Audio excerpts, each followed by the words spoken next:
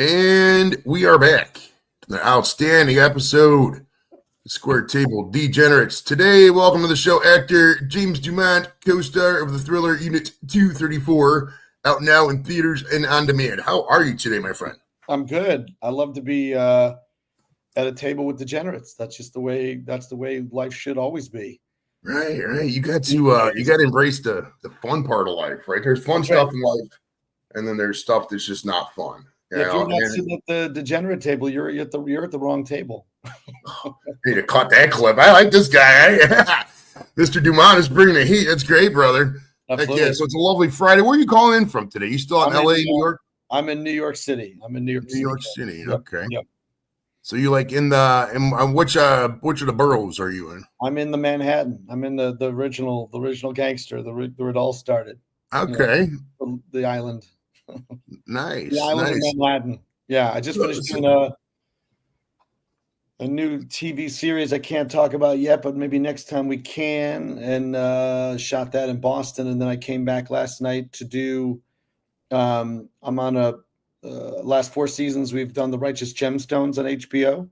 Okay. So I was able to come back a little early because a sister show of ours that happens right after Righteous Gemstones is Somebody Somewhere. So I went to the Emmy event last night, and I was overserved. That's why my voice is a little raspy. I think little the word free cocktails and buffet. I'm a working guy. I'm like, wait a minute, I'll show up to that. So now when they have the free this buffet style, I mean, is it really all you can drink? I mean, what do you think the cutoff is? Unless you're an asshole, unless you beat somebody up or say the wrong thing, they'll just keep serving you till I live part-time in New York and part-time in New Orleans, and so just like in New Orleans, man, if you don't know your limit, you don't know your guardrails, bro. They're not going to cut you off unless you pull out a gun or get into a fight or you can't stand up. There's 24-hour bars. You'll just keep growing. So if you're, I say to people, it's like if you're a person that doesn't know their limits or their guardrails, New Orleans is not the city for you, man. I've watched too many people get wrecked. The bridesmaids are all having a great time, and they hardly ate anything, and they're just drinking, and then by the end of the night, they're like face down in horse shit in Bourbon Street, crying. It's just like watching the progression from a great night into a nightmare for everybody. It's always like a cautionary tale, but I've learned to kind of I have moderation within my moderation, and I also know that like every time I'm having a drink, I'm also putting water in between, so I'm like never getting into that situation, throwing in some food. Oh, 100%. Hydration is the key to anything. You could do literally anything in this world as long as you're properly hydrated. Well, that's exactly right. I've been throwing in the vitamin D and the vitamin C this morning just to kind of keep the body flowing. So, but yeah, we're one of the things we're here talking about is this movie I did called Unit 234. It is we did a theatrical release for a week, and then now it's on video on demand. So it is on Apple, it is on Amazon. It's going to be streaming on one of the other services later on, but right now it's a pay-per-view thriller, and it's just so good, man. It's my 80th movie, and it's just such a great little film. It's Don Johnson is our lead actor in there, and then we have Isabel Furman from the Orphan franchise, and then we have Jack Houston, remembered from Boardwalk Empire, but then more recently Mayfair Witches. He just started directing his first feature. It's this tight thriller, written by Derek Steiner, and then it's directed by a guy named Andy Tennant, who's mostly known for Hitch, Sweet Home Alabama, and then more recently the TV show, The Bookie, like on I think it's not HBO, but we shot it in Grand Cayman Island because what got me kicking on that is like it was the pristine place to be working, and because we all shot most of it in the evening, so it left our days free to go enjoy the beach and enjoy swimming with stingrays and turtles, and it was really kind of it's one of those things where I've been kicking around for about 40 years. So it's like I do these self-tape auditions, which are job interviews. And in a good year, I'll do 50. In a great year, I'll do 100. And maybe I'll get 1, 5. In an incredible year, I get 10 jobs. And then every so often you get that one we call the vacation job. You're like, so wait a minute. So I'm free during the day to get my petty license to scuba dive. And then at nighttime, I get to work with Don Johnson. And I don't have lots of dialogue because I'm his bodyguard, driver, henchman, enforcer. And I just get to be sitting in a G-Wagon for hours on end in air conditioning while I'm in this beautiful island. So yeah, like, every so often you get one of those incredible jobs. But for me, what I loved about this one is like sometimes the best scenes are in the trailer and that's all you're going to see. What's great about this one is the trailer is really good, but the movie is better because there's like 5 plot twists that when we saw it live, I went to LA for the opening weekend, and in the audience, people are like, like all those surprises that you don't get when you're watching it at home, So I think sometimes a good thriller is in the movie theater, So, but this way you can bring it to your home. It's easy. But we had a great time doing it, and I'm just really proud to be in another really good film. I just did this other film last fall opposite Mel Gibson, so I had like 11 scenes opposite Mel. Nice. So, I'm going from Don Johnson to Mel Gibson. I'm like, what other 80s, 90s what other supporting lead can I like? Am I going to work with Schwarzenegger soon? Or you'll be with Ellen Thicke and the Family Feud next. Exactly. You know what I mean? Like Michael Dudikoff, or it's going to be a Dolph Lundgren, or whatever. Like who else am I going to be popping up with next? So yeah, it's just one of those kind of like I'm just a journeyman dude that just gets to keep doing what I love to do. Heck yeah. Back to New Orleans real quick. I'll piggyback what you said. Kind of, it's like the most fabulous town and the most depressing town at the same time. It's like what you said about the stuff, dude. When they go about titties, there really is titties down there. Chicks will be flashing them. Oh yeah, you get to play with the titties. My buddy Mike was sucking that titty in the bar, and then these bachelorette parties go down there. And it's not like Nashville. In Nashville, they act all responsible and they're acting on the party bus. Dude, New Orleans is a fucking free for all. I mean, you go down, you're walking out. We just hung out with these 2 chicks. I just was playing with the one's titties, and the other one was making out. It's just, and this is years ago. Dude, I'm old now. This is back when I was there. But like, my goodness. And then on the other hand, the sadness. Yeah, you see guys passed out in doorways, and that's any booze town though. But any booze town. But I think you're right. There's such an extreme disparity of wealth in that town, but like we're seeing that more and more is like billionaires and then people who are like really, really struggling. But that's the thing with that town is like the alcohol is cheap. I mean, I think we should be taxing the shit out of it because I'm like, if you're going to come here and if you really want to eat more food and you really want to drink more, like you're just going to have to pay more. But I'm like, $2 High Life on tap. I'm like, I think you can make it 3 and no one's going to bitch about it. You know what I mean? So they just made it so, and then the food is just ridiculously good. I've had to really learn how to, moderate my moderation. Like, I'm going to order this because half of this is going to come home and this I can have, this will keep, and this I got to eat now. Yeah. So, yeah. So there, but I think that town I enjoy it. So when I know how to moderate my way through it, and also, it's just filled with music and the food culture and the history of it. Jazz was born right there, in Congo Square, just off the French Quarter. And it's like this Paris of the South. It's like there's this one street called Frenchman Street. And on that one block, more so than Bourbon, because Bourbon's really like strippers and hookers and drug addicts and and drunks. And and again, the first of this year, terrorist takes a right turn and just decides to mow people down. I mean, what the fuck is that? Right. Like that was a hard way to start our year with such hopeful, optimistic ways in which we wanted to start our year in New Orleans. But yeah, there's this also, there's a group of bikers that do a bar crawl, and it's called Happy Tuesday, and it's like 30, 40 bikes. And the only thing they're celebrating is they walk around going, Happy Tuesday. And they're going, because you can walk around with your drinks. Like they're not, they're not water bottles. They're like filled with alcohol. So they're literally doing a Tuesday. It's just celebrating life. That's the other thing about New Orleans is we're under sea level.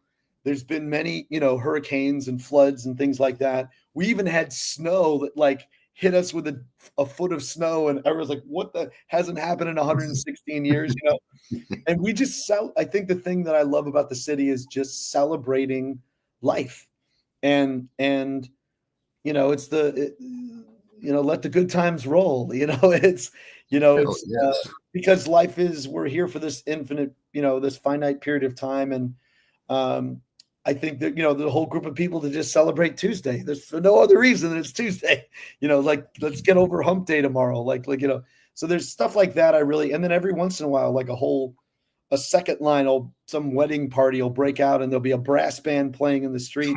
But like on Frenchman Street, for example, it's like this one block. You can go, there's a country western here. Then you got like, reggae. And then you got like 70s disco. Then you got a traditional jazz, on one block, you're like hitting all of these different music cultures. And there's just something about having that all in one place, man. It's just pretty fun. Hell yeah. I got a question from Dave. He says, ask James if he can get a job. I think he might, if he can get David a job in the movies. He's from Yorkshire and can do a pretty Irish accent and dance a bit. Well, here's the thing Dave needs to know. If he's in Yorkshire, thanks to the lovely multi-trillion-dollar corporations that we have, these conglomerates that we've decided to create content with, who have deep pockets, they've taken those deep pockets overseas. So the good news is you're in Yorkshire, bro. There's 134 projects that are happening all over the world. At least 35 of those are all overseas. So close to where you are. Trying to get you to come over from Yorkshire to work on films that are here when we're all kind of struggling because so much work went overseas. The good news for you, Joey, is the work is coming your way. So look out for your local paper and follow social media and get your Irish jig dancing ass on some set somewhere. Well, that's a good follow-up to what Dave asked. What would you say? I mean, how is the primary way of finding out about movies now? It's just mostly just your agent says, here you go, James, here's 20 roles for the week and apply for what you want, or do you just have a service? They just what's going on? There's various different ways. Like for him in Yorkshire, there's a thing called Spotlight, which is where you would put your picture and your resume and your reel, if you have a reel, or even if you shoot something, you put that up there, and that's like a way in which that representatives or even yourself could submit yourself for projects that are going up there. So that's Spotlight is overseas. And then domestically, it's called Actors Access. And you would upload a picture and a resume and a reel. And even the resumes like theater work you did in high school, or maybe you did an industrial for like your business or something. You could put YouTube videos and things that you created for yourself up there. And then you can actually sign up for a service where you can self-submit to whatever projects that are being posted up on Actors Access. There's another one called backstage.com, and that's in the States as well. In the same situation, like you can submit a picture and a resume, and if you have some sort of reel or some sort of footage, you really only need like between 1 and 3 minutes to kind of show people what you're able to do. And then at a certain level, there's people who do background work. Those things are up there. There's student films. There's independent, low budget. There's horror movies. There people are doing independent pilots now. So, there's but I think we're at a time where coming off of post-COVID, I always say this, being a storyteller, I think is the most powerful and evocative thing. The greatest mission to be in the planet is to tell the stories of the human beings that were here before us. And currently the stories that I tell are of the 21st century. These are people that are, the Righteous Gemstones is about a televangelist megachurch family, that's full of, a lot of bureaucracy, and it's about family and it's about faith. But it's like, if we were to look at this 50 years from now, this exists. This is what the 21st century looks like. And I feel like we're at a really great time. It's the time of the storyteller. And the reason I say that is when COVID hit, what did everybody do? They were ravenous for content. They burned through hours of music. They burned through hundreds of hours of, like when COVID hit, I had Spencer Confidential that dropped on Netflix like the week before the world went indoors. And then I had The Banker that dropped the week after that. And they watched hundreds of hours of that 190-minute movie. So, when we're all faced with this like worldwide, plague, what do people do? They turn to the storytellers, So I feel like we're storytellers were before billionaires and politicians and lawyers and doctors. It's like there were guys that grunted and carved things on the wall, like look out for these dinosaurs, like they're gonna eat us, So there were people that told the tales of the people before, and I feel like rather than getting triggered or reactive about fears of AI taking away jobs and creativity, find ways to make that technology to be able to create more stories and more content, as opposed to threats and worries and fears of things. I feel like it's the storytellers that everybody turned to at the crucial moment to make them not have to feel about, the inevitability of, death, So I feel like we have an important mission, goal, and task ahead of us. And I teach, I have about 2,500 students online all over the world. I teach actors how to do self-tapes because I've booked well over $1 million worth of work off of self-tape. So I started it. I did it. This August will be my 10th year of coaching. During COVID, I worked 7 days a week, 18-hour, 20-hour days, teaching people all over the world how to work on doing self-tapes, because now there's an economic and environmental way that actors can live in one market and work in other markets. And so rather than the days in Los Angeles where I would have to fly from New Orleans to LA, rent a car, go to Paramount Studios where there's 25 people in a room making a decision. Those 25 people had cars that they got on the road all over, Then, there's another 30 actors that come into that one. It's a 2-hour session. It was like, but you're putting like 50 cars on the road, environmentally.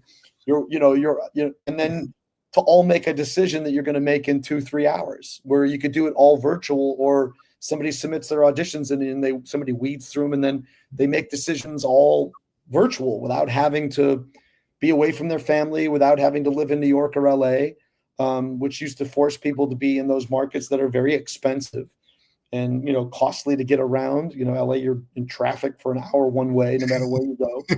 So you kind of like, we're at a time where we can create content more and opportunities for more people all over the world through technology. And I think some people kind of fight that idea when the reality is, you and I used to get off our asses and change the channel. We used to have to we should only be, we used to only be able to like have a phone call for whatever the cord was, you know what I mean?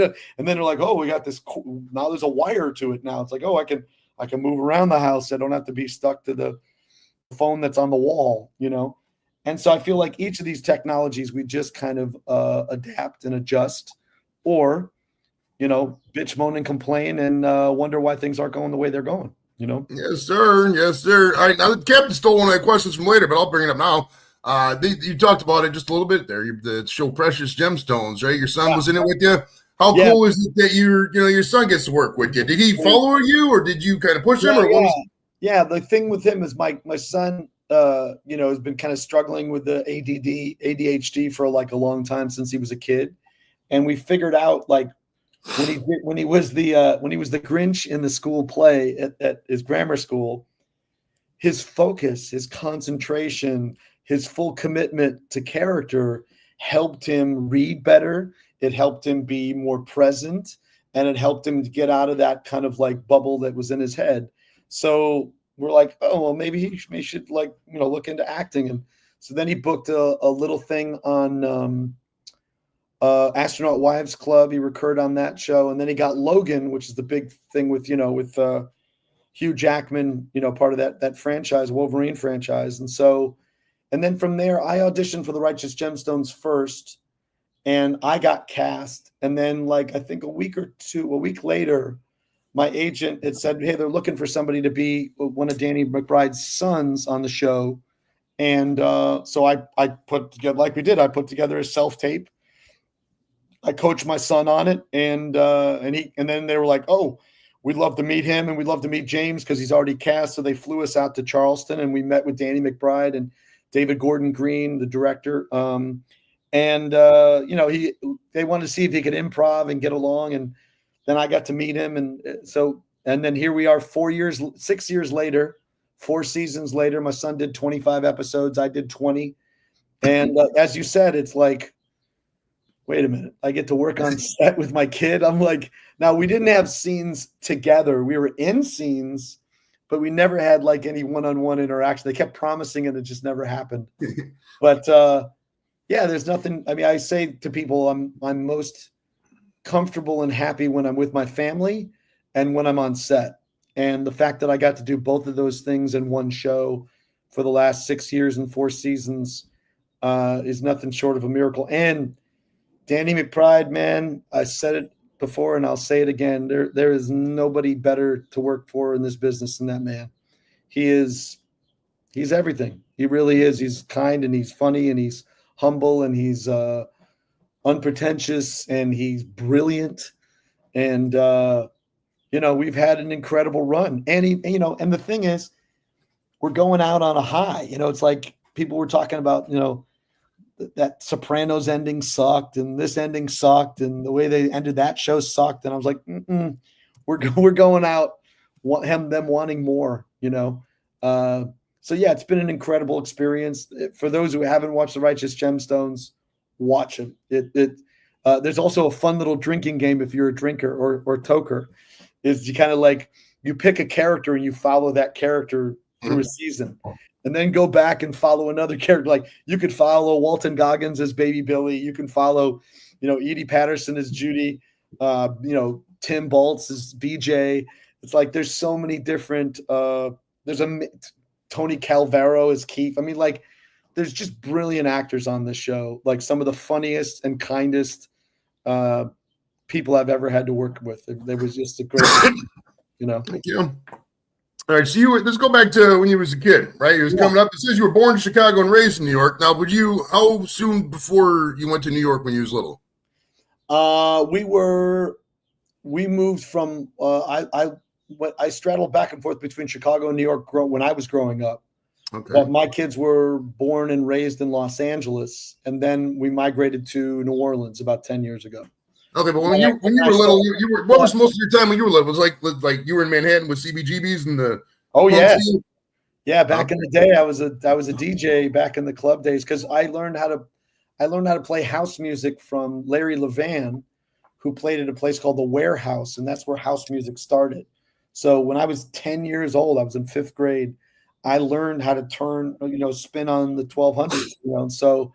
That was a thing that got me to. My parents were divorced, so my dad was in New York, my mom was in Chicago, so I went back and forth between those two for most of my youth. And then I moved I went to college to BU for a couple of years, and then I moved to New York when I was like 19. Okay, and stayed there. Did 6 Degrees of Separation on Broadway. I did about 200 plays, whether they were readings or one acts or full productions. In the time period. Then I went to LA and worked in LA for about 20 years. And then the last half of it was in New Orleans.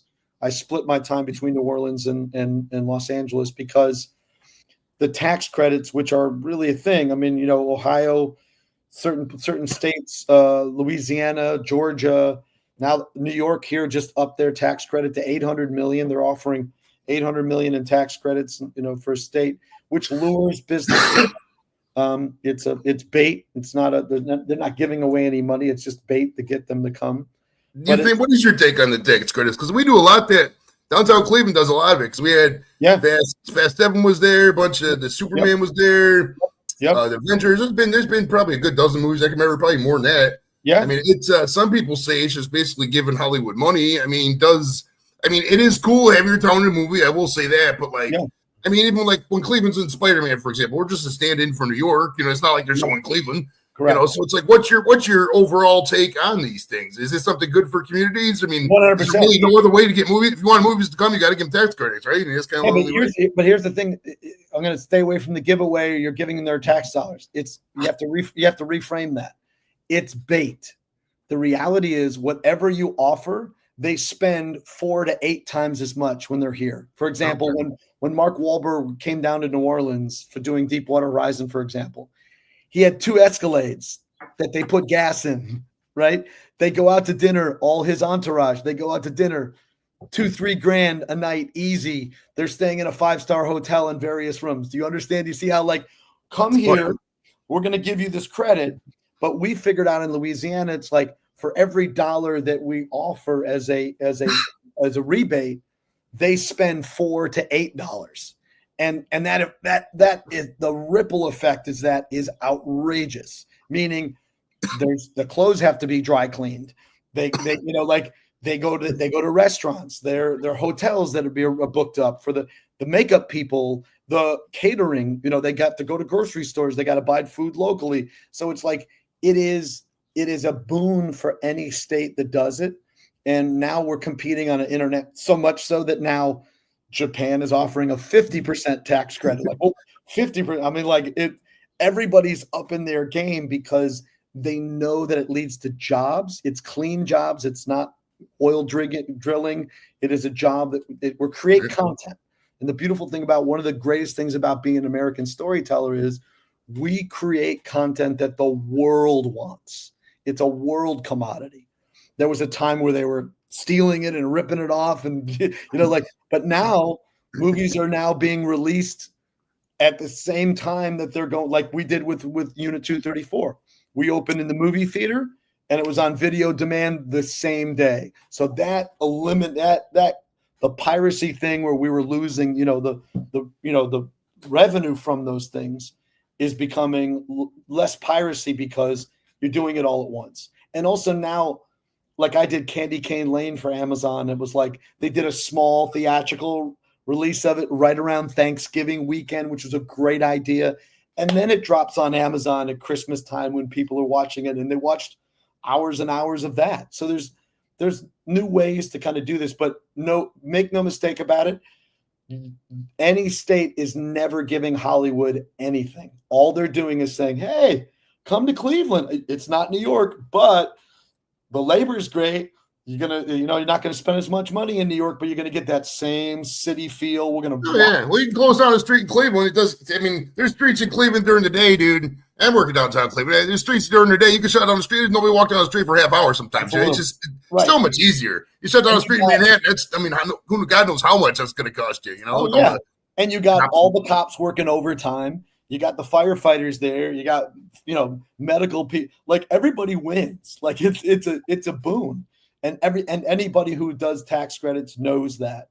But I think there's a tendency, or this kind of this false narrative about, why are we giving our tax dollars to Hollywood to tell these stories about 12 Years a Slave or about, Dallas Buyers Club, about guys. But you're not giving away anything, bro, because there was a time in after Hurricane Katrina, the tax credits in Louisiana were already there.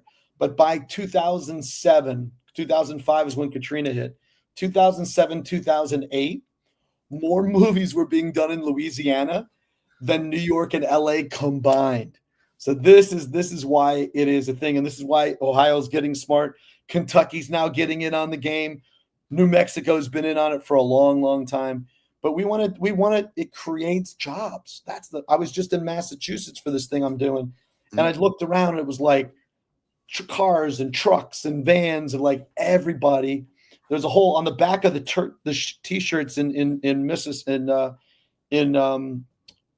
Massachusetts. It says films equal jobs. That's it. And they're good jobs. $20, $50, $70 an hour on set, like grips and electrics and and hair and makeup. And I'm like, yeah, man, like that's what we create, content that creates jobs. That's an economic boom. And you'd be a great ambassador for the Directors Guild or whatever the hell the organization that promotes Hollywood. You got it. You got it spot on. That's awesome. That's awesome. Yeah, man. Yeah. So you're not giving away anything. You're just baiting them to come spend. Yes, sir. And trust me, I went to Massachusetts. I went to go get myself a lobster roll. I got some oysters. I dropped a couple $100 at a bar or at a restaurant. I spent money while I was there. So even luring the other company, even luring, a network to come to Massachusetts to do the project there, I'm there. I bought a hotel room for a night just so I didn't have to drive back and forth from where I was. Like, I rented a car. I spent money, and I'm on the low end of the totem pole. So you imagine the higher up, that's like they're renting houses for the actors. It's like, everybody's winning, Oh, hell yeah. Especially with the bar tabs. I've had open mics where I'm not even getting paid, and I've got $350 bar tabs. It's just how it is, man. You spend money when you go out, I think. Yeah. I mean, because the entertainment types, any kind of entertainment, artists, actors, singers, comics, whatever, tend to be very hardcore with their craft because you got to be the best of the best. You want to get paid for it. And there's so many people that want to do it. So they go all out in things they do in life. So they get that at the party, they go with the bar, they're going to go out all the time. Hey, give everybody around here, get stupid with it. Trust me, I did it. I took my niece out and treated her to incredible oysters. And I was like, if I wasn't here doing this TV show for this company, I wouldn't have been able to do that. So it's that ripple effect is real. It's very real. Yes, sir. All right, Dave has a couple wacky questions, but some are funny. Makes me laugh. Oh, yeah. Have you ever met Tom Hanks? I have. I call him the two Toms because I got to work with Tom Cruise on War of the Worlds, and then I got to work with Tom Hanks on Catch Me If You Can. And let me tell you, another up and down, fantastic person, funny, sharp. When we were doing Catch Me If You Can, my scene was with Leo DiCaprio is pretending to be this pilot, and he's at the airport, and he gets out and he gets all these stewardesses and come fly with me, come fly, let's fly. And he's walking through the airport. They're looking, and all the detectives are all us, FBI agents are trying to find this guy. And he's literally walking right through the middle of it with these beautiful stewardesses. And one guy, my friend Robert Peters and I are the two FBI guys. The guy's like, you see that blonde out front? And I'm like, yeah, should have been a pilot. You know what I mean? It's and that turned out to be Spielberg's favorite line in the movie. So my experience. And then Tom was just super funny and, playing jokes with everybody but really a good person. When we were working on that movie, and Leo's another one who's just fantastic. Leo DiCaprio and Tom, they had kids on set that were Make-A-Wish kids that really wanted to be part of the experience. And they were by the monitors. And so anytime that we were taking a break for the lighting and certain things to go, Tom and Leo would talk to the kids and tell them the history of the story. This is based on a true story. And this guy passed himself off as a pilot. And these kids, they're probably not going to live to see the movie to come out. But that was one of my favorite things of seeing how fame, can do good, and not be, because I know there's a tendency sometimes to kind of want to gossip and take people down and try to infiltrate into their personal lives. When the people that I've experienced working with a Tom Hanks or a Tom Cruise, it's they're the first one on set. They're the first one there, last to leave. They're professional. They know that every minute that's on set costs money, and they make it fun and enjoyable. So my experience is working with the best people at the highest level are some of the most kindest, generous, fun. I worked with Sam Jackson a couple of times. I've worked. So, it was a great experience working with Tom because I was one of the FBI agents, a part of his crew of people, and adding me to other scenes, being generous, and it's kind of the exact opposite when you're catching somebody on the downside of, and I've had that happen where I'm working with some people on the downside of their career, where they're just for whatever reason, they don't make the experience as enjoyable. But I've found that at the highest levels are some of the work with Cranston on trombone. I'm going to get to see him next week. And my friend Nick Offerman's going to be in a film here in New York that I work with Nick on we did an episode of Our List together. We're both hardcore Chicago Cubs fans and Bears. Boo! I'm an Indians fan, I know. I mean, it's like this, man. If I got to go on a tangent because I'm an Indians fan. If Trevor Bauer doesn't fuck around with that drone in Game 1, we win that series. But that rain delay in Game 7 was a bunch of horse shit, and we all know it. But regardless of that, it was funny because, like, that year was the year we broke the Cleveland curse. The Cavs did 3 months ago, and I knew you could feel it in the air because I rented a room. And I got a bottle of Crown Royal. I never do shots. I got a bottle of Crown fucking Royal. It was probably the last time I did shots, to be honest with you. And I got like a quarter ounce. This is back when we was still illegal. Quarter ounce, and rented a room right downtown. I knew this shit was happening. You could feel it. It was just like one of the top 5 nights of my life. I mean, I don't know. I put it up there with like wedding and kids' births, but it really is. Yeah. But man, that night of that Cubs Indians thing, Game 7. Hey, you looked at the rain delay as like some horse shit and bullshit. I looked at that rain delay as divine intervention. It's kind of like, you know what I mean? Between the GOAT and fucking, and Bartman, I was like, you know what? Somebody's got to intervene in here because I'm like, I can't go. I turned to my kid and we both cried, because I was like, my father's father was born in Brooklyn. He was a Yankees fan, and then the Yankees and then the Dodgers went to LA. My son was born and raised a Dodger fan, and I'm like, but like I said, you don't understand, son.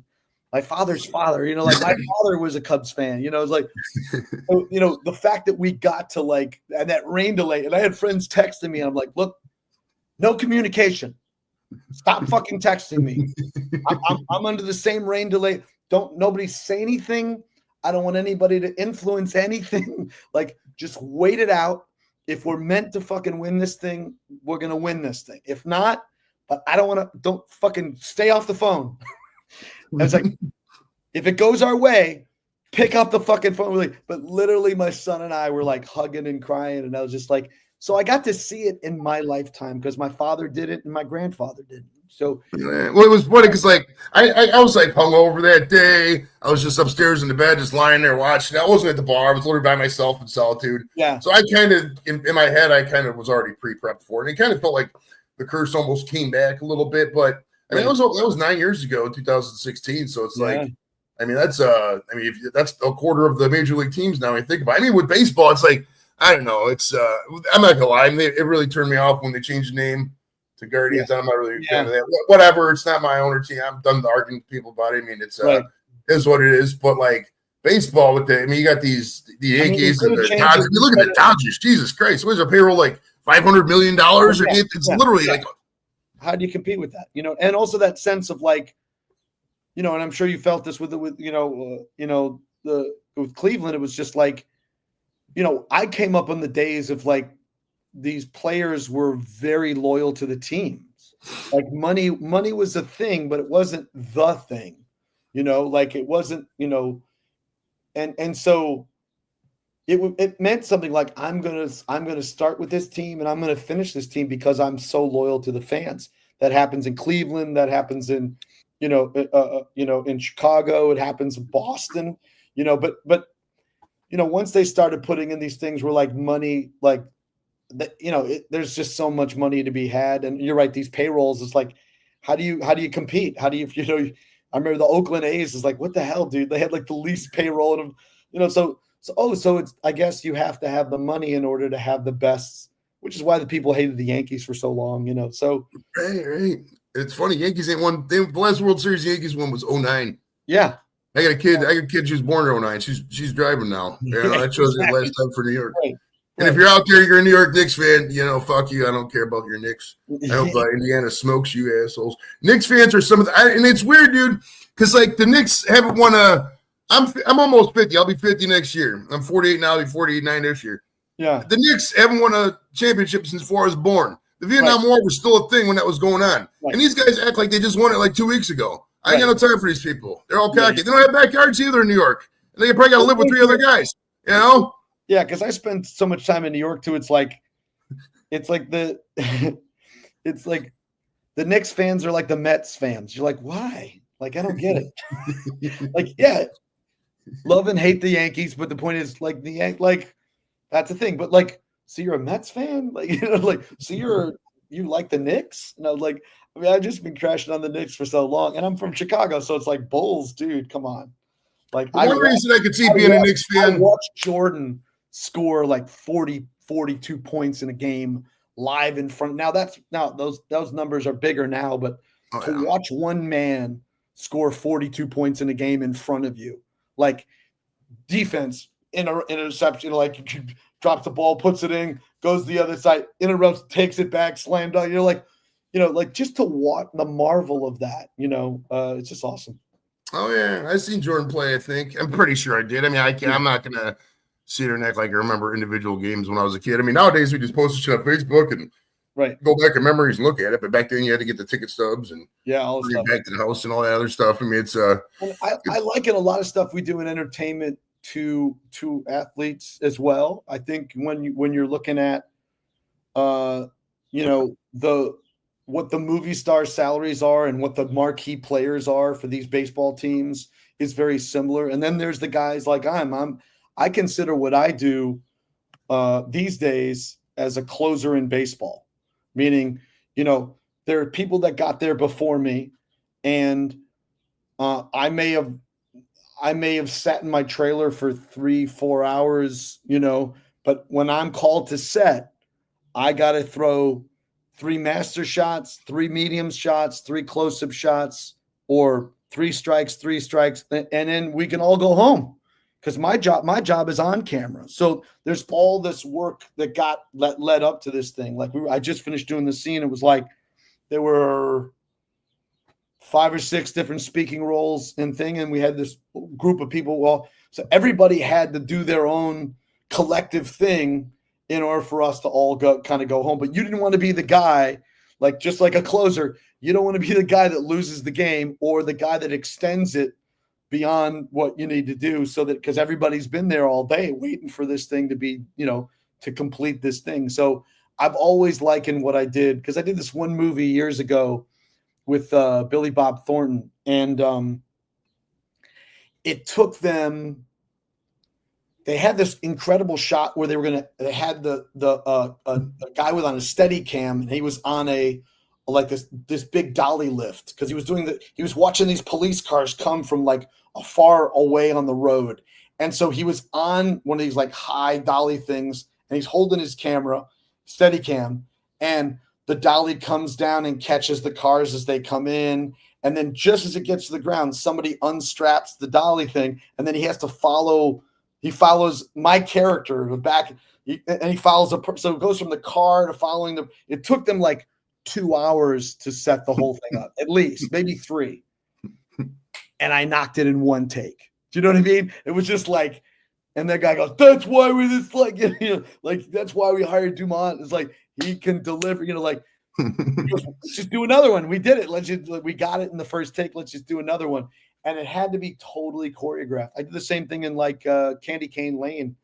Took them 2 hours to set up this whole conveyor belt system that they had going, and knocked out all my stuff in 20 minutes. The director's like, that's why we're going to work together again. Like, this is my second time. We'll do it again. So, at the end of the day, you have to that's why I train people, because it's like I train actors. I have a big class tomorrow here in New York. And I train them to be ready to take notes or directions and to deliver. It's hard to get the jobs, but then when you get there, you don't want to be cut out or edited out. So you just got to deliver. No, if you get, say you do a role and they do cut it out, you should still get paid, right? Yes, depends, but usually you do. If it's totally cut out, sometimes you don't. But if you were on set and it was shot, you do get paid. Okay. Captain, my lovely friend from the UK, he says, if you want loyalty, get a dog. Sports stars are selfless assholes. I do like dogs. I do. I had a couple dogs. I'm on a dog pause right now because I lost a couple dogs. You know how it is with dogs. You lose a pet, you want to take a break, So I haven't. Will I ever get another dog? Probably. I don't know. I got a lot of friends with dogs that I like visiting, so we'll see. Yeah. But do you have any pets? What's your take on dogs? I do. I have. I've always been allergic to dander in the skin, in their fur, and so it's always been a struggle for me. But we got a short hair about 8 years ago, and rescue. And Lily, man, I'm just like, I get it. Like like I'll walk. I can't wait because I've been gone now. I'll be gone over a month, on the road. And when I come home, man, we used to have this long hallway in my house, and it was like the minute I opened the door, the dog would just all the way and just jump. It's a jump hug. It goes from the floor right up to my chest, and it's just like, man, I love you. I missed you so much. And that's, man, that dog pet love is just, it's the best. It's the best there is, man. And that, as you said, about like, man, I can't, my wife will be, I'll be devastated, but my wife, like, that's our third child pretty much, it's like, so we just love that dog as much as we can. And then the fun thing about dogs is like, their only job is to like love you. Like, that's the gig.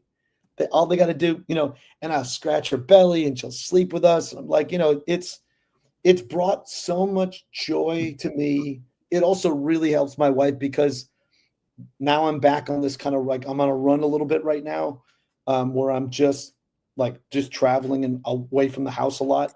And so my wife has, like someone to take care of and look after and, companion while I'm gone, but yeah, it's for us, it's a good thing. Yeah. In terms of loyalty, it's like, I still feel like that hierarchy that happens on sports teams with the marquee player, that hierarchy does happen on movie and TV sets with people as well. But I do find that for the most part, everybody's really trying to just put together the greatest outcome. No one ever intends to make a shitty movie. Like no one ever goes, hey, I'm going to make the worst fucking movie. Like, I love it. Well, that's actually a great question. Yeah, I can't wait to make this shitty movie that no one's going to like or appreciate. Like, no one ever intends to do that. Well, you say that. Okay, you say that, but then somebody made a movie called The Emoji Movie. And there's no way on God's green earth they can sit there and go, you know what? This is an intellectual brain scratcher. We got to green like this. That was pure group they're going to mock was asinine, horrible. I actually judged people, and this is no shit. You can go back and look at all my friends who checked it in that movie. I judged people who hadn't seen that movie. I'm like, you're that lazy. And your goddamn entertainment options. You go out there to see a movie called The Emoji Movie. You know it's going to fucking suck. There's no way on God's green earth that's going to be good. And you paid $8 or whatever the hell it was, $20 to go see this asinine-ass movie. No, I ain't no time for that. Yeah. Well, what's funny, ironically, you picked that movie because I actually was paid to help Niecy Nash do some of the voices for that Emoji Movie. And I was like, I remember it's like, this is the biggest piece of shit I've ever, and they had all this money behind it. And Niecy's all excited because she's like, oh my God, this is going to be like my thing. Now I could do animation. I do all these characters. And I was just like, I don't think this movie's ever going to fucking see the light. And I was like, I was just glad to get paid. Like, because it was in New Orleans. All I had to do is get in my car, drive 15 minutes. I'm a read lines with her to kind of feed her and help her a little bit. And then at a certain point, she's like, I got this. I don't need him. He's good. And I was just like, oh, okay. All right. I was like, if you want to be like that, I was like, I'm here to help you try to make this piece of shit something. And I'm a pretty funny dude. So I think you need all the help you can get. I was like, but I'm a bank that I'm never going to get like that. This is never going to make money. Like, there's a lot of people, a lot of smart people putting all this time in the technology and took all the like, nah. Look, years ago, I was doing an off-Broadway play here in New York, and I got this killer review in the New York Times. I was like, this is the first time I'm like, I had this great role that kind of stood out, and I got this good write-up, and this big casting director is like, hey, I want to bring James DuMont in, man. Like, I'm going to see this. New York Times said this guy's brilliant. I should watch this dude. I'm going to have him come in for this movie. It's opening scene in the movie. It's like guys being tortured in a industrial dryer. He's trying to ask information. He doesn't. So he picks him up and he throws him into like at a hotel, those big hotels where they have like the big washer dryer. So he throws me into the washer dryer to till I finally give up and give the information. And I was like, oh man, I want this movie so bad. I'd be so glad. That movie was called Gigli. I remember that. And that turned out to be like one of the shittiest movies.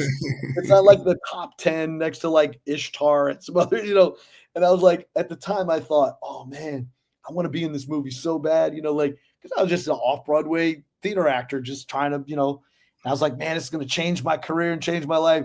And then now years later, I'm like, man, I was spared. I was like, I was so glad I did. Because if I were like you would like you and I do an interview, you're like, oh, I'm looking at War of the Worlds, Ocean's 13, Catch Me If You Can, Seabiscuit, SWAT. I'm seeing Speed. I'm Geely? Like, what the fuck? Like, like you were doing really good, and then you fucking peed in the punch. Like what made you possessed to do that shitty movie? And I did one like that recently too. It was like it was Roe v. Wade. Okay. I'm playing Wade in Roe v. Wade.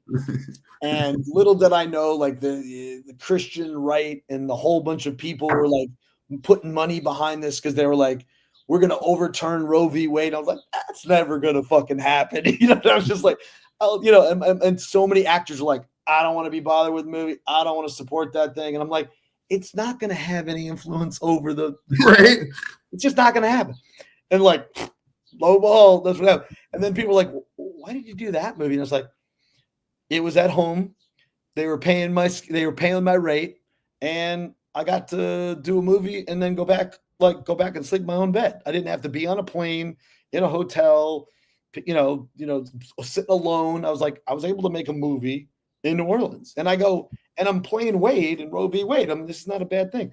But the message of it, it was like terrible. And then they didn't pay the actors. And it was like, it's still in litigation, like with SAG. Like they ripped all these actors off. And I got paid because I was like, all right, I don't know who these people are, but we're going to set up an escrow because I don't trust these, like, I don't trust how they're doing fundraising and using the movie as like a tool to kind of, and I never thought it would have any influence, but it was an awful film. Terrible. That's great, man. I love your honesty. You're telling it like it is. The last guy, I mean, most people do talk. A lot of people have whatever, but the last guy I remember free talking like you I had on the show was Larry Hankin. He was on Seinfeld, and he's been on a bunch. He because I asked him about Adam Sandler, or somebody asked him about Adam Sandler. He goes, "The guy's a fucking asshole." I could say it. I'm retired. Yeah, right. It just made me laugh. I love the there's too many people who are doing really good things, telling good stories. Like, again, I say to my son, I was like, "Look, dude, you're spoiled. Like, it's all downhill from here when you get on a set." And he goes, "Why do you say that?" I go, because Danny McBride is an exceptional, like, human being. He talks to every single person. He sets a tone. And even the show that I just did here, that I'm doing here, it was like when you're at, if there's a narcissistic asshole at the top, and it becomes all this, it's all fucking power. And that same thing, like in the sports analogy, it's like when you coddle and kiss the ass of all the marquee sports players, and you don't really appreciate the linemen who block that guy, who allow that running back to get through, open a hole, who keep that quarterback safe so he can throw the fucking, like, if you don't acknowledge the team aspect of it, and you create this kind of, and I've been on some of these sets where I've watched, producers backdoor direct the movie over the director, and it's like when you set up that kind of negative, poisonous kind of non-collaborative power structure, like a monarchy and not a democracy, in terms of like, look, we do have to have somebody's in charge and makes decisions, but the reality is, once we kind of get on set, we have to allow the storytelling, we have to allow the director to direct and allow the actors to do what they need to do.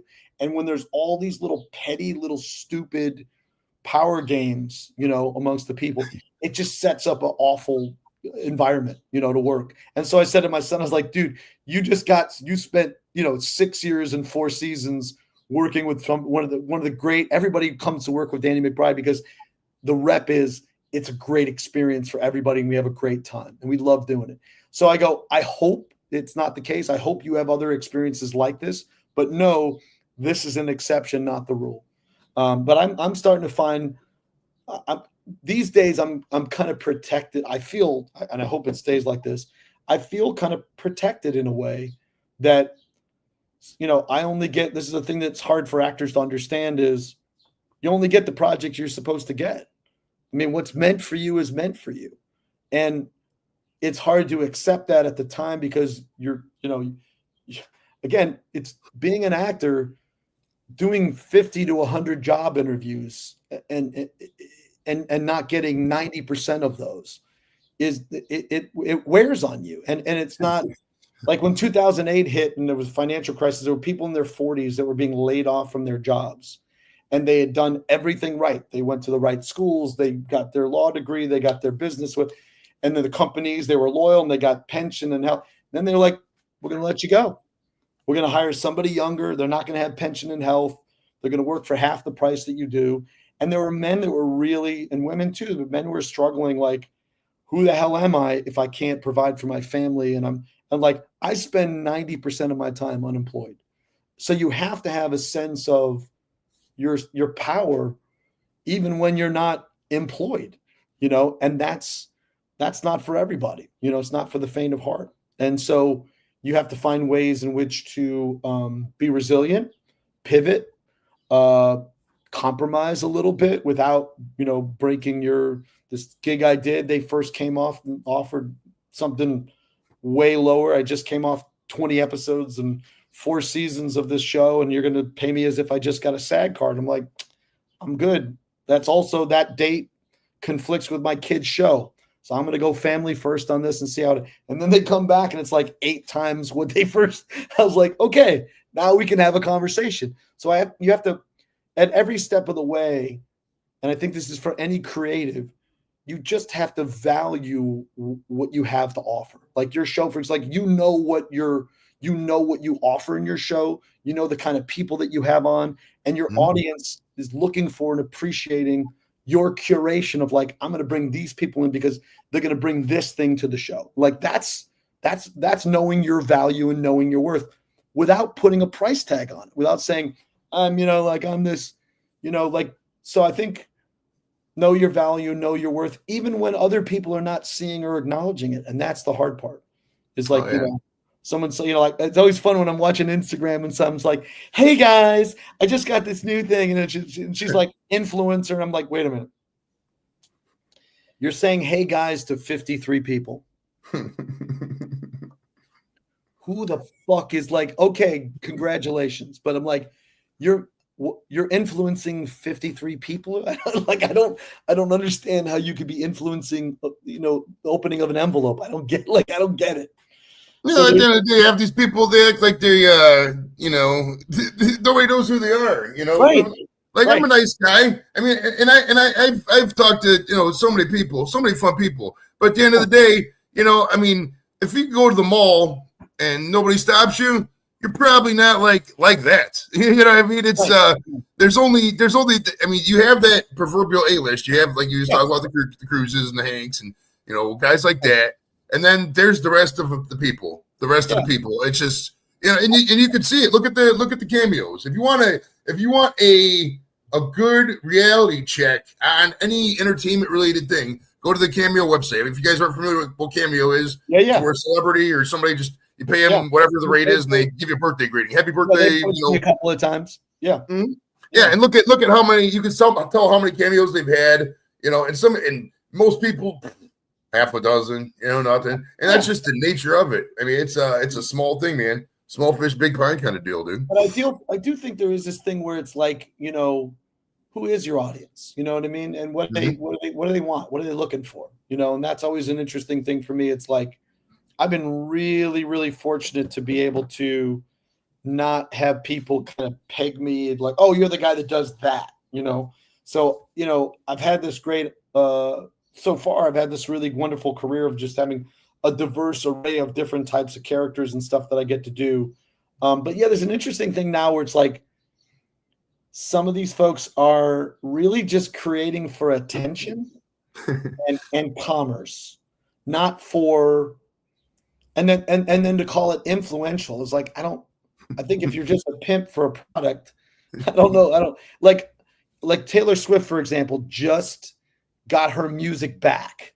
Do you know what I mean? Like she now owns her fucking music. Like I respect the shit out of that because it's been exploited and used by other people. And so she has her music back. So now she can do it the way she wants to kind of, do that. And so there's something to me, that's influence. That's an influencer, someone who can move the needle. And every single time, say what you will about Taylor Swift, that ripple effect we were talking about, how much fucking money is made off of people going to Taylor Swift's concerts in every city that she goes to? Every Beautiful. restaurant, every hotel, every car rental. I'm like, that, you know what I mean? That's influence, like, and it's not for, and I don't think she does it for attention. I think she does it because this is how she has to express herself in the times here. So that's the fun part for me is I think some people are creating content for attention and commerce, and that's all well and good. But I wouldn't call it influential. You know what I mean? Yeah. Now, That's if you can put asses in the seats, eyes on your projects, and this is really what's happening right now, is these studios and networks are starting to look to YouTube and looking to these things to go, is, if they have an audience, what, maybe we get behind them and see what that is. So I'm seeing a shift happening for sure. But I doubt if I'll ever lose a role to some influencer at any point in time, because I just, at the end of the day, like, yeah, you put some eyes on there, but did that scene suck because you were in it? Like, when I'm working opposite like Jared Leto on Dallas Buyers Club or Dame Helen Mirren in Trumbo or Bryan Cranston, no one watches that scene's like, oh man, that scene was great till fucking DuMont came in there. It's like, then that scene sucked. That's what you're gonna see a little bit of that is like, oh, you got that guy from Shark Tank who's being that, and he just just not everybody can kind of transition over. Like some comedians don't make great actors, some do, some don't. Oh yeah. There was some funny people. I mean, you look at George Carlin. You were on the George Carlin show with Ted White. He was great comedian, but I mean, when you have them restrictions, yeah, still an okay show. The George Carlin show wasn't bad, but I mean, you can't hold the George Carlin comedy show on CBS compared to one of the stand-ups. I mean, going to see stand-up, I mean, that's transcendent. I mean, that's so funny. My top five. I was just talking about the George Carlin show last night, and ironically, the guy that cast me in that pilot was in the room, and I hadn't seen him in 10 fucking years face to face because of COVID and other stuff. So I didn't have a chance to thank him because I was like, dude, it was this shitty network that no one, like some stupid cartoon called The Simpsons that we thought would never see the light of day. And then George Carlin was like, my experience with it, and there was a guy named Mike Haggerty who was on there, who was also on the show that I saw last night. And he passed away a couple of years ago. And it was like, but George was such a defiant person. Like he hated the suits, the executives that come in to try to fuck with the show. Sam Simon, who produced The Simpsons, was also this producer on the show. And so he would do very, very disturbing off-color jokes when the executives would show. And then they would all fucking leave insulted. And he's like, this is what, but he's like, I'll do this one season. I'll make my payday. I'll be good. But this is not for me. You know what I mean? And now I look at him and I watch I went to his last special in New York when I was living in New York in 92. If you watch it on YouTube, yeah, he speaks the truth. It's called The Big Club. Watch it on YouTube. It's as if he was talking today. Like he's just, he was such a truth teller of our time. And I remember watching it going, God damn, this guy's so angry and bitter about the world, And then I was like, yeah, we should be a little bit more woke up. Like we should really be more fired up and not allow shit to go down. But we're just complacent and we kind of, pick and shoot, like, and you're not in the big, you and I are not in the big club, man. We're not, and so it's interesting how his stand-up has really stood up the test of time. He was speaking truth. And I think that's the other thing about being a storyteller is speaking truth to power. When you're really seeing bullshit, call it for what it is, like call it as you see it. And trust me, they're going to try to stop all our storytelling. They're going to take away funding. They're going to find every way. No, yeah. It's not going to happen. That's why I love YouTube, James. I love YouTube because Yeah, It's the last bastion of just complete independent thought. Like, that's it. Do I make any money? Okay, yeah, great. I'm making 87 cents talking to James DuMont. It's a great time. But like at the end of the day, it's not about that. It's about having, like you said, great storyteller. Like the 13, 14, 18 people. How many people watch this show? 150. They didn't have a chance to hear your story before. I guarantee you there's at least 3 or 4 people who are watching tonight. Like, oh yeah, I kind of remember him, but I never saw this guy like that. And they get to talk to him like that. That kind of stuff. That's why you're never going to hear me talk about a discount code. For one, I just don't care. I don't have the energy. Yeah. You know, save 15% on the blah. Whatever, dude. I got time for this stupid shit. We're just here to get high and have fun, man. So I love it. And get to look, I'm telling stories and things that I pick people that probably never known or heard about. And that's, and I hope people watch all my stuff. It helps, like I got, kids that one in college still, and another one's going to go to grad school. It's like, I'm a working guy like everybody else. And every time somebody watches a movie, not steal it, piracy, by the way, please don't. It does help me. It helps me. I have to earn my insurance. If I make enough, I get to earn my insurance. But if I don't make that nut, my kids don't eat. I'm just kidding. So yeah, so it is that thing of like, I do consider myself kind of a working class actor in a way. And I've even had to kind of change that moniker a bit to, it doesn't mean that I'm expendable, and it doesn't mean you can't pay me what I've earned. And that's a cool thing to be at. I'm really interested to see what the next 20 years is. I'm about to be 60, which is a matter of public record, which nobody believes, but 0 to 20 was this, 20 to 40 was this, 40 to 60 is this, and what's going to be 60 to 80? Like I'm just going to try to stay as healthy as I can, do this as long as I can. I don't want to go out like one of my favorite, Gene Hackman. I don't want to have birds pecking my eyes out or decomposing at the house. Like I don't want to go out. I don't want to retire too early. I would rather have it be on set somewhere or on in the theater. But yeah, like so the fun is to figure out, what do I want the third act of my career to be? And I think what I'm looking into now is producing things with my son so that we could do stuff together, without holding him back from all the things that he wants to do. Let's do stuff that we're both in. So I'm producing a movie that the two of us are going to be in together, along with his friend who's going to direct it. And so, that's what I'm kind of looking at now, is kind of what do I want to, I only have so much time. Like, what do I want to do? What kind of stories do I want to tell? What kind of legacy do I want to leave behind other than my kids, And so that's where I'm at. Your body of work is typically your legacy. I mean, stuff people can visualize you. I mean, hopefully, 2 things. One, hopefully YouTube is still around 20, 30, 40 years from now. Because, when I'm in the nursing home or at the VA or wherever I'm at here, from over here on the couch, just sitting there going senile, and I look at myself talking to, all these famous ass fun people. I'm like, oh, that was a great fun time. And hopefully I don't get, some kind of copyright debacle and they terminate all my stuff. Right.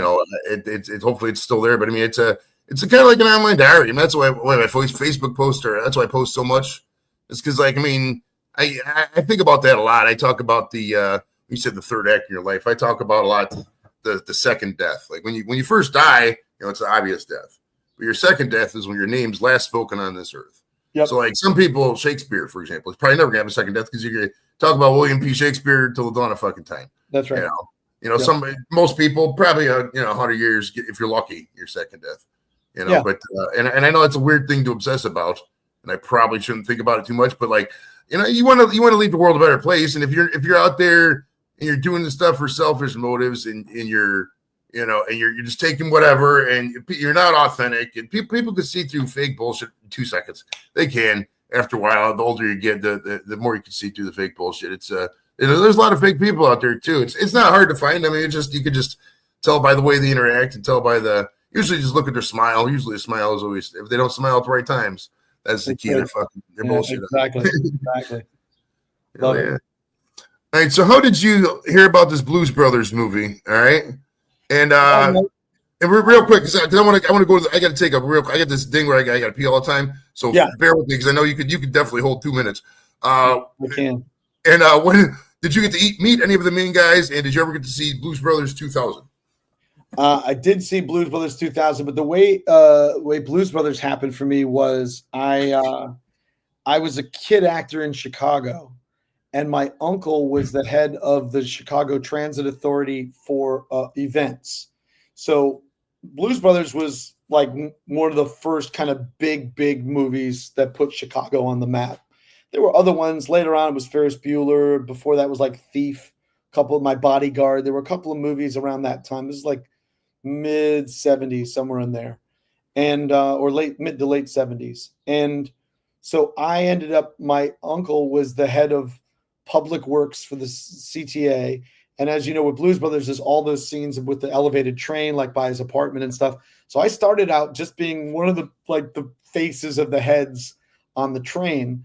And in this one scene, it's where Ray Charles is, twisted, shake, shake, do we go, loop, do. So there was the train platform above, and there were kids dancing in the streets, and then people dancing behind them. And I was like a kid dancer at the time, doing modeling and commercial. I was doing everything I could to be an actor and tell a story. And it turns out that I was on the train, one of the people on the train platform above, and there was a mom that was with their kid that was in the front. And she didn't realize that they were going to be there like all day doing the whole dance thing. And she's like, he's got a doctor's appointment that he can't miss. So it's like, he's got to go. So they established the kid up front, and then he had to leave. So then they got like on the bullhorn. It's like, does anybody know how to dance, up there, and I was like, I do. So then they came down and they showed like 4 or 5 of us the dance moves, and like whoever figured out the dance move the quickest and the best would get this spot. And I ended up being like right in the bottom, like in the front, like the kid in the front.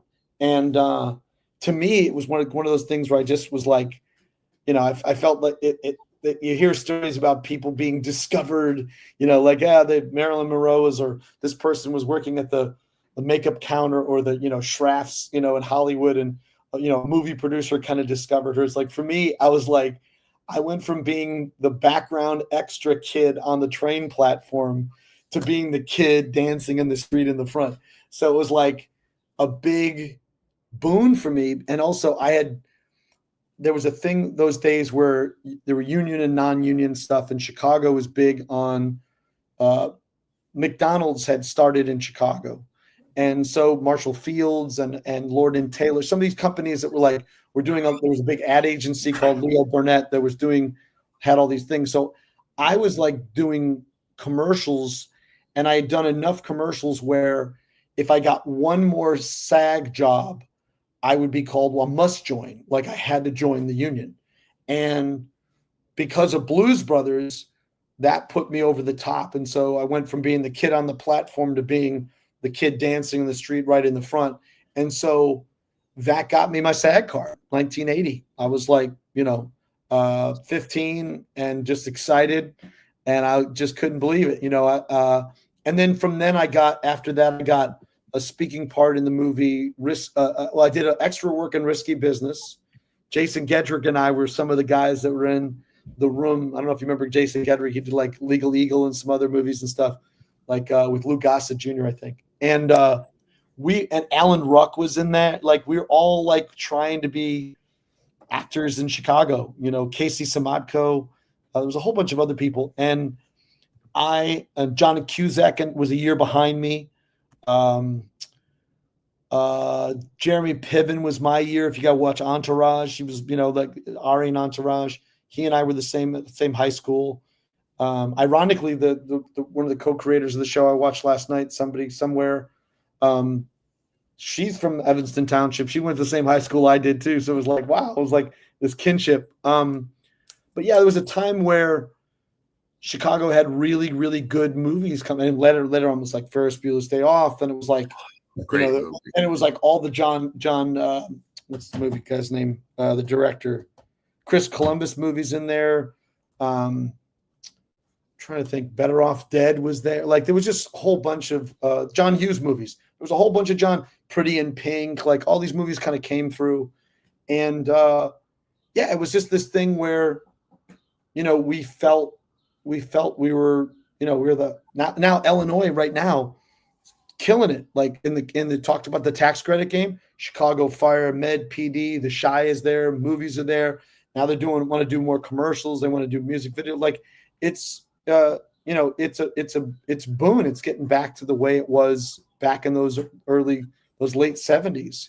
But Blues Brothers like took over the town, then. And I did get to meet both Dan Aykroyd and John Belushi, who were like huge. I was just, enamored with them. And in high school, I studied at Second City, so because those guys were on Saturday Night Live, and I used to do skits from them. But years later, I had this great opportunity to, I did Get On Up in Mississippi, and Dan Aykroyd was in the movie, and he had just launched this brand of tequila, the Skull Vodka, and it's like it's like a glass skull. It's a great branding, and he was passing it around in Mississippi, and finally I was at a bar where he was bringing it in, and I was like, "Hey man, I just want to let you know, I got my SAG card on Blues Brothers," And he's like, "What?"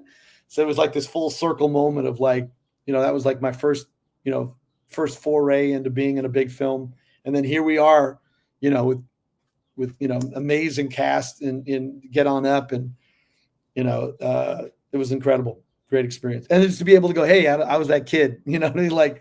This is who I did, It's 106 miles to Chicago. We got a full tank of gas, half a pack of cigarettes. It's dark, and we're wearing sunglasses. It's one of my favorite lines of all time.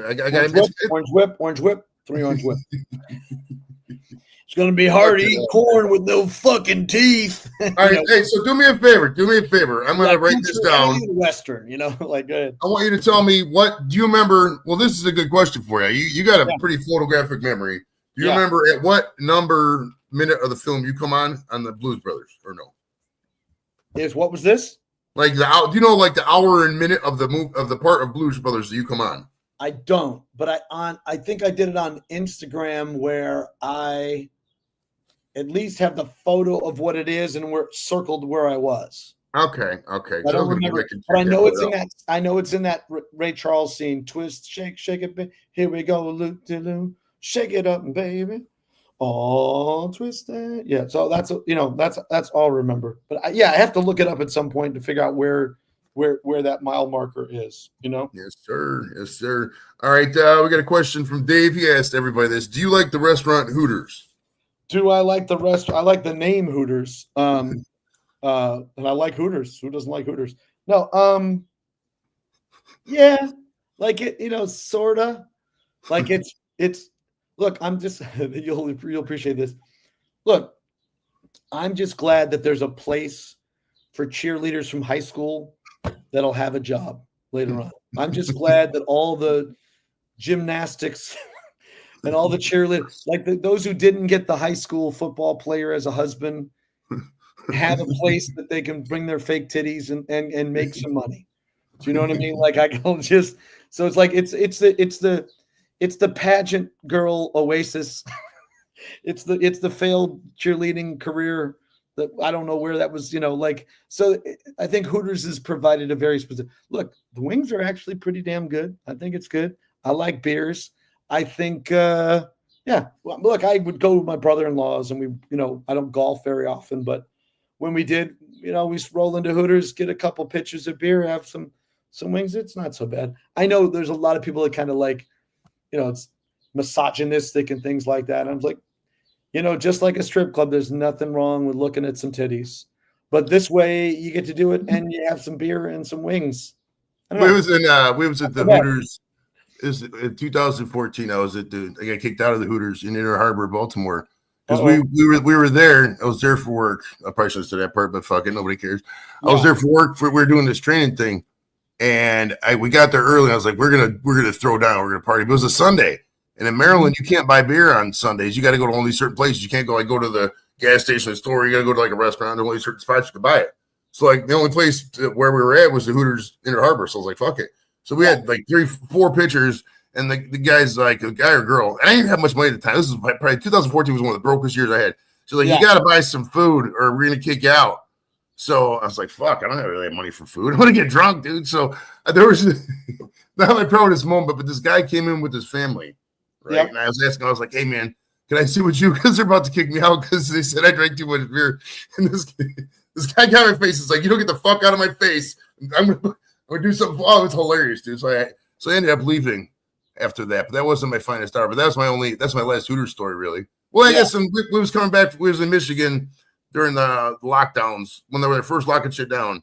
We were coming back. I was coming back from getting weed from Michigan, and they were just shutting down the restaurants at noon, and Hooters was open. So we were like the last couple to eat, or last people to eat there before they closed the restaurants down. So yeah. Wow.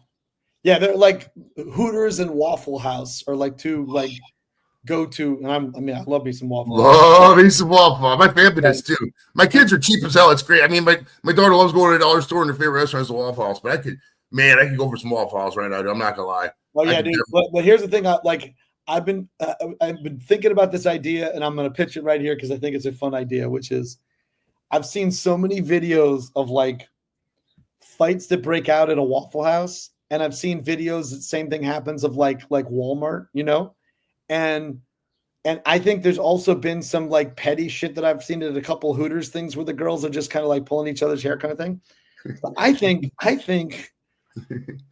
this should be like a pay-per-view kind of like thing, like a MMA, and I think it should be real employees from each of these like even at McDonald's. I've seen some McDonald's people like jump over the counter and fucking throw like shit, and I'm like, I want to see the fast food wars, but it's like MMA, like everything you can, and in your corner you have the spatula, you know, like depending on what, you know, like you got the milkshake machine, like, you know, like you can use any of these things to beat ass.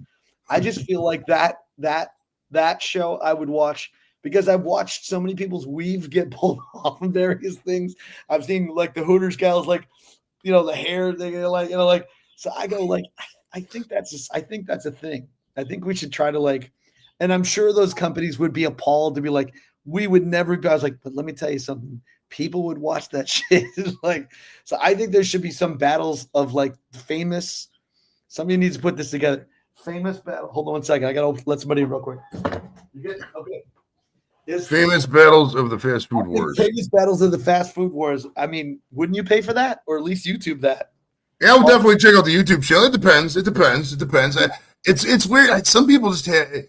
I think it always starts at home with the parenting. No, I mean it's like if you have a kid or a child who, you know, is just completely uncouth, you know, just complete, just no manners whatsoever. I mean, disorders notwithstanding, people have disorders, people have, you know, disabilities, whatnot. But you know that kind of stuff, you know, cognitive shit notwithstanding, you can typically tell when somebody just didn't have good parents, or I mean, they might not have had parents, or just they just weren't parented right. And that is basically a case of it, because like so many people just basic shit. And I've been there sometimes, but I was usually drunk. I mean, if I was sober, it's whatever.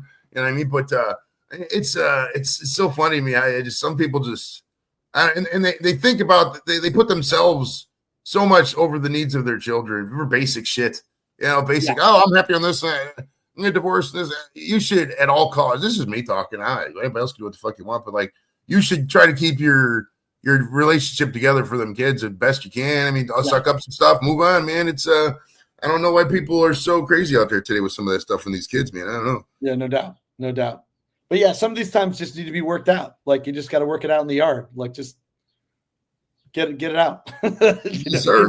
You got. All right, so you were in Speed, right? It says you were in Speed. You were in Speed, correct? Yes. Opening scene. Oh, that's awesome, dude. This is what I want my head with a screwdriver by Dennis Hopper. How about that? Well, okay. So what was your role again? I was the security guard at the beginning of the movie. Dennis Hopper is planting a bomb in the elevator shaft. Okay. And I'm a security guard that opens the door and is doing his rounds, and he sees there's some guy doing some work at the under the bottom part of where the elevators are. And so so the movie starts out by like going floor by floor by floor by floor, and then it cuts to security guy opening the door, checking. Oh, there's something there. Open the door, walking in, and the Dennis Hopper's like, he's planning the bomb, and he gets caught, and he's like, oh, hey. And I said, yeah, what are you doing down here? I'm like, you know, I need to see a work order. And he goes, oh yeah, I got your work order right here, bro. And it's like, fucking, it's like a screwdriver to the head, and I'm like killed instantly. I'm like done. I'm like done scene. I like bowl over flat. I'm like, it was just like. They made a fake head of mine. You know, it was great, dude. It was so Dude, that's so awesome. I'm totally picturing your roles. Yeah, your roles. like, oh my god, that movie was the bomb movie. That movie was killing it that summer, dude. Like the summer Speed came out, it was like everybody watched that movie. It was crazy, and people watch it multiple times. You know, what's that one back then? Because I mean, if you go to a movie would come out and it won't be on VCR tape till at the Blockbuster or whatever for a good 5 months, probably. It 2-3 times. I was like, yeah, man, I saw it like 4 times that weekend. I'm like, what? It's like, yeah, we went with my friends, went back. All right. So, have you ever driven a bus in real life? Yes, I did a movie that I haven't been paid for all this time. Some movie about vampires where I'm like Denny the bus driver or some shit. I think it's called Speed Demons. And I was the bus driver in that. It was like the Ralph Cramden of the. But we were driving around, and then the bus broke down, and then we had a fight out with vampires, and oh god, not his name. It was like some big rapper was in the movie, who was just like lit the whole fucking time. And he died recently. Don't stop. Oh, DMX, yeah. DMX was in the movie.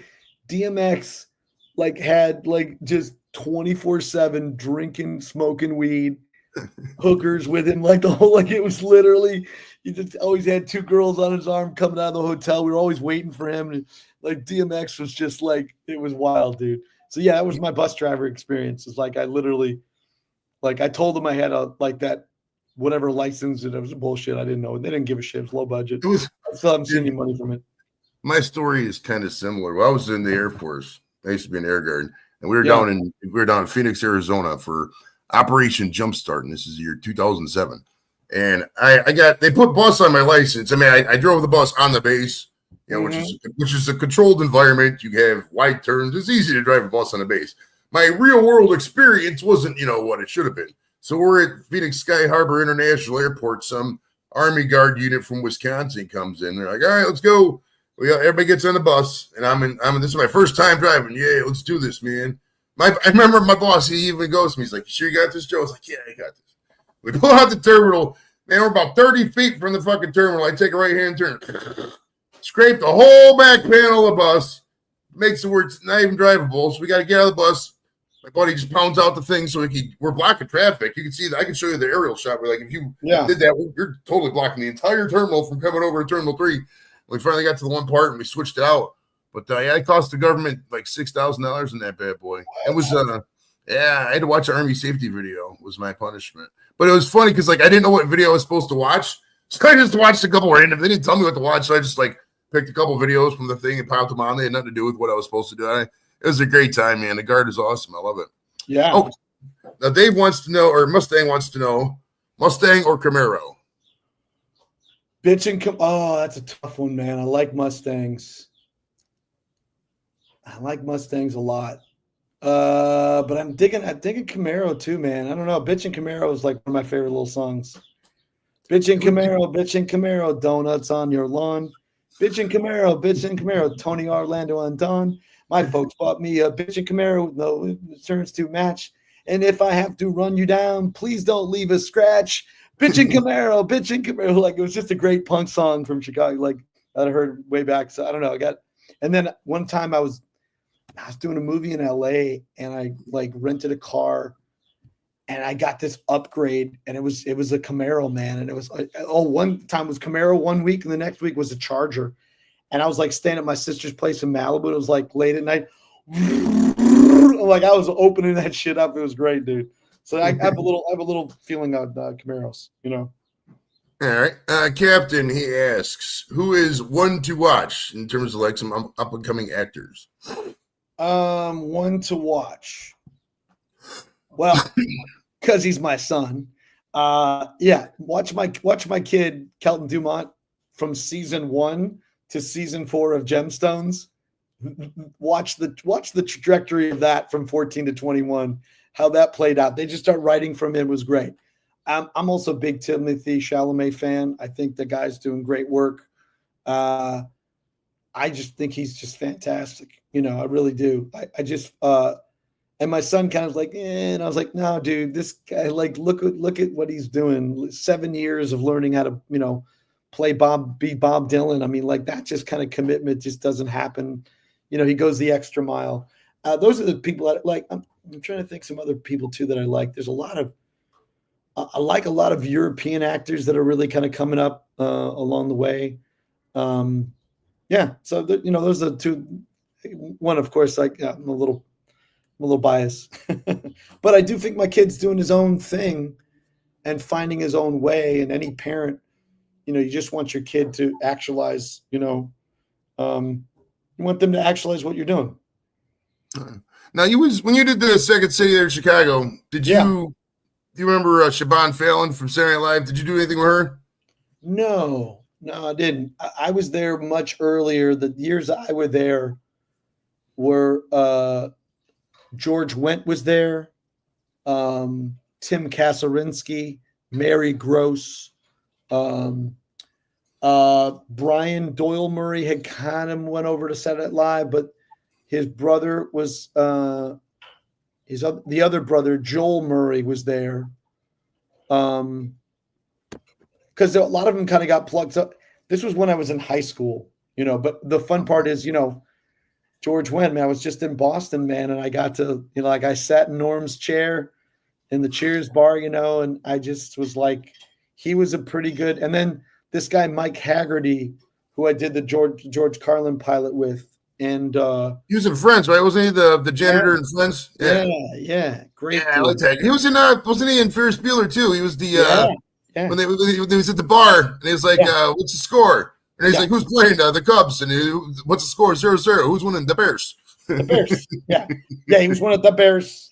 So yeah, those are people that I kind of like really, and the fact that this next generation of like that Belushi and Aykroyd, I think Aykroyd was actually from Canada, but Belushi being from like Wheaton, Illinois, and being able to be on Saturday Night Live and then, be just so huge. It just gave us all kind of this hope, like, wow, and then there was other generations of like Chicago actors like Joe Montana and these other actors that were doing a lot of the David Mamet pieces and things that were just, and now there's another generation of like Steppenwolf people that are doing, I'm here in New York and they're doing the show called Purpose that I want to see.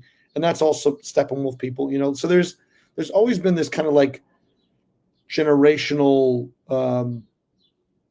Chicago theater folks that are kind of like, although the funny thing is like our definition of a successful Chicago actor is he leaves.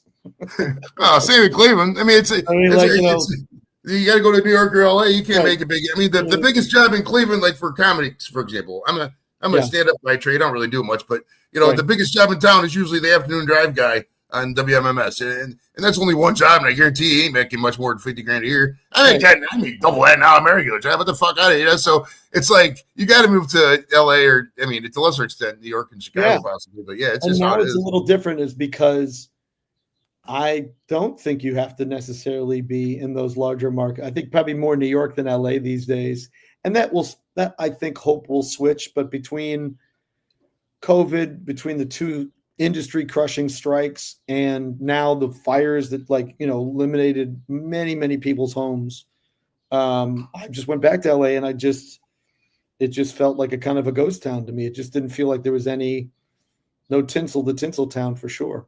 And I think there's a lot of infrastructure. What's that? It's got to be too expensive too. No, I mean, it's I don't know the exact prices, but I mean, yeah, it is. It's like $4 a gallon, $5 a gallon when I was there.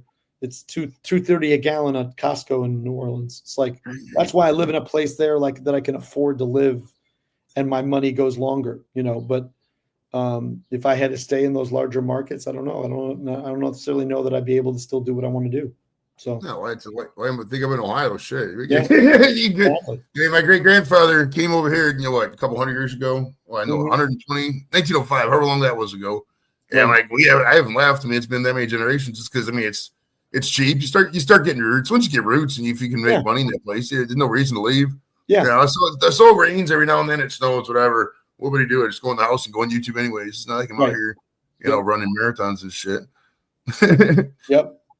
All right, Angie had a question.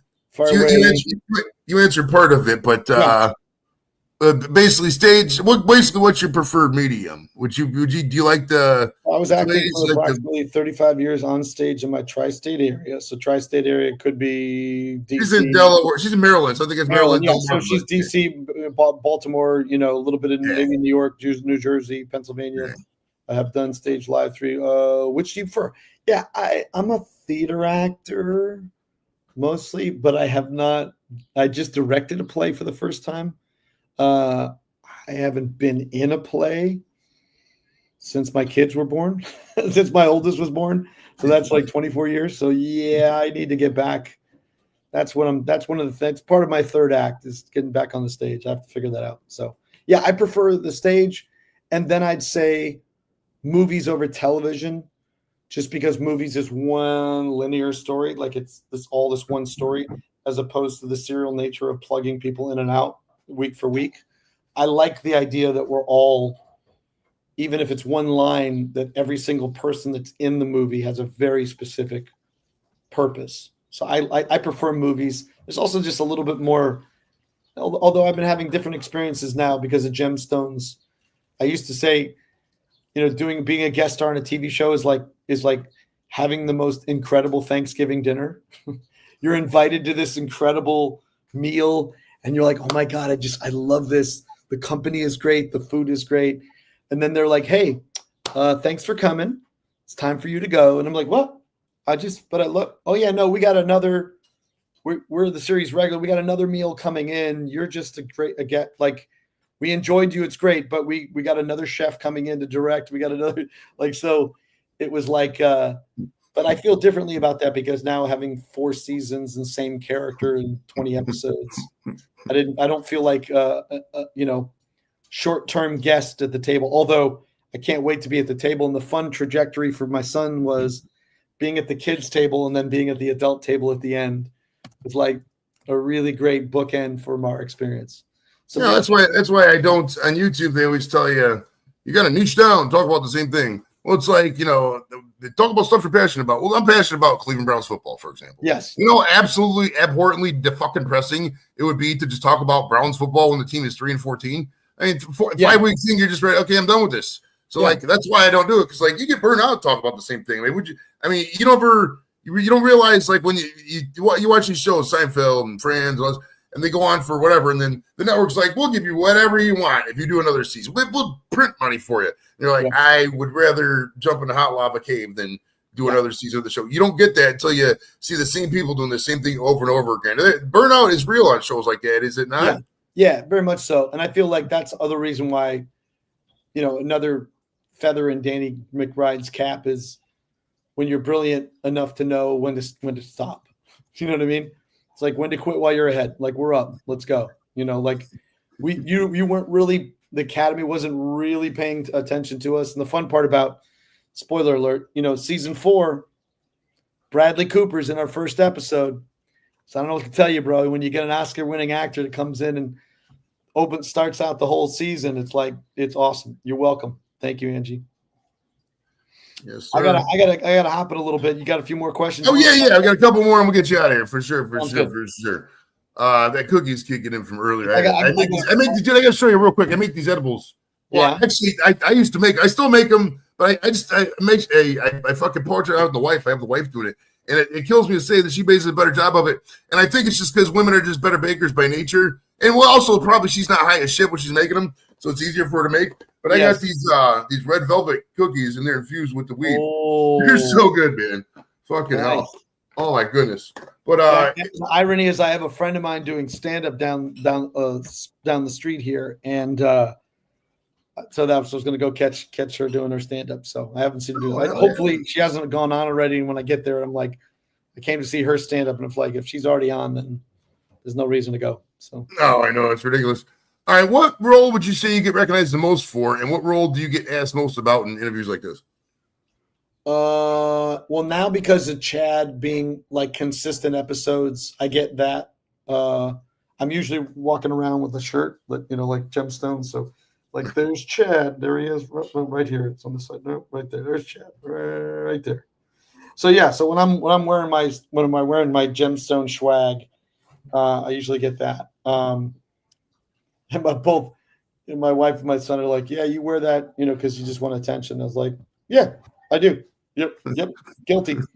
And Right? the fun part is, I love the Gemstones fans. I mean, people that are Danny McBride fans, they're just the best. And so I want to talk to them. So that's the one more recent. When Spencer Confidential dropped in 2020, that year, that right after that, there was still some residual effect. And, and I travel a lot, so I still wear a tracksuit. My wife is like, it's a costume, right? I was like, no, this is a lifestyle. She goes, no, you don't live in Boca Raton, and you're not a gangster from Jersey, so you don't have to wear the sweatpants when you try. I go, it's like wearing pajamas, and people are wearing fucking pajamas on the plane, which is just little, and flip-flops and fuzzy slippers. And I'm like, no, we're not in your house. Put on some fucking clothes.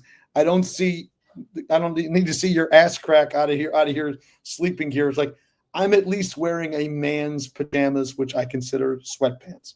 So I have a sweatsuit, so I wear my tracksuit. So tracksuit Charlie from Spencer Confidential, that happens a good deal. Sometimes I'll wear the same yellow Jackie, the Jackie Chan kind of, Bruce Lee kind of, because I had the car that matched the tracksuit. It's like, so when I'm wearing those, sometimes I'll wear my red one during Christmas time. I got a red-white Adidas, with some high tops. It's like, so I kick that, and that usually kind of triggers people like, man, you look familiar.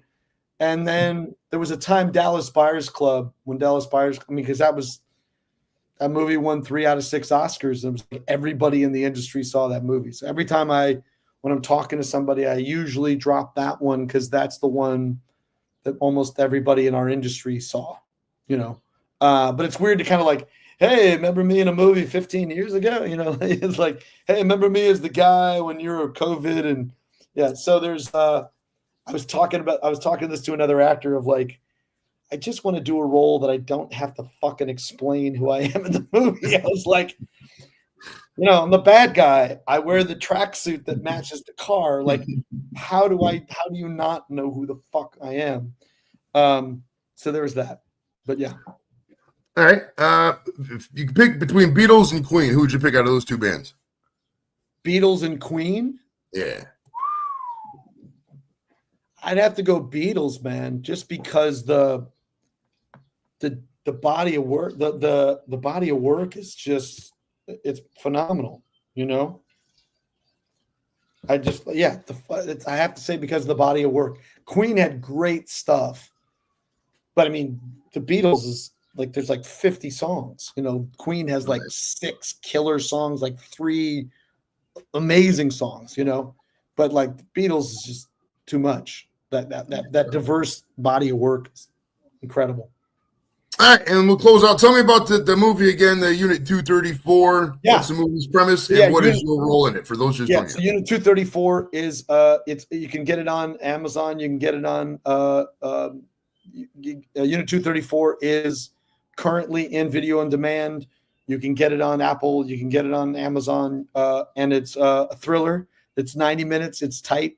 Storyline is the girl discovers the human alive body in a unit, in a storage unit, and there's a whole bunch of great surprises that kind of come along with that. And so Don Johnson is the lead, and we have Isabel Furman, and we have Jack Huston. It's directed by Andy Tennant, directed mostly known for Hitch and Sweet Home Alabama.